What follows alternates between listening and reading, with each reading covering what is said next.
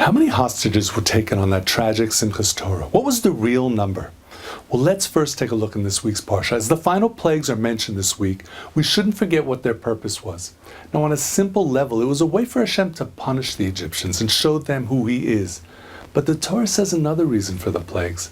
Hashem says several times, including in this week's Parsha, I will bring plagues throughout Egypt so that Klal Yisrael will know I am Hashem. Meaning, the Egyptians will get what they deserve and they'll see who I am, but the real lesson, the one for the future generations of Klal Yisrael to learn way after the Egyptians are gone, is to know that I am Hashem, taking you out of slavery in a supernatural way, to forge an eternal bond with you by giving you the Torah and bringing you to the land of Israel. Now, I know this is not a new idea. It's a pasuk straight from the Torah in black and white, but concentrate on this huge lesson that it's coming to teach us. Sometimes Hashem brings destruction and does harsh things as a wake-up call for us, but the entire nation couldn't handle it. So instead of the entire nation suffering, He teaches us the lesson through chosen representatives. Sometimes it's the Egyptians, sometimes it's a few righteous individuals, sometimes it's holy neshamas from the south that committed the crime of being a Jew in Eretz Yisrael. How many hostages were taken? Well, there were 240 of Hashem's representatives.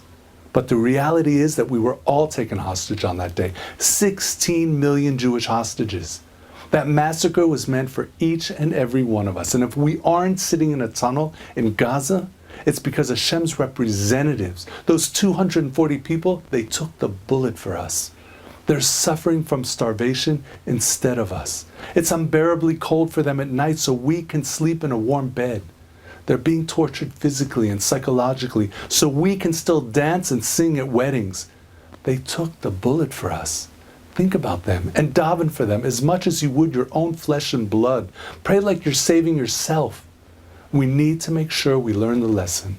It wasn't just the Egyptians' problem, and it's not only the problem of the people in the south, or the soldiers, or the hostages. It's not just their problem, it's our problem. There's 3 things you can do. Number 1, realize Hashem has saved us. Think about how good He is to us and recognize He is talking to us through world events. Number 2, think about the hostages and the soldiers.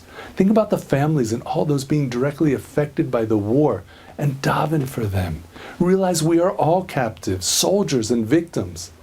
And number 3, daven for the geula. Pray that our achdus, our unity, should continue to be strengthened, and it should bring the final redemption we're all yearning for.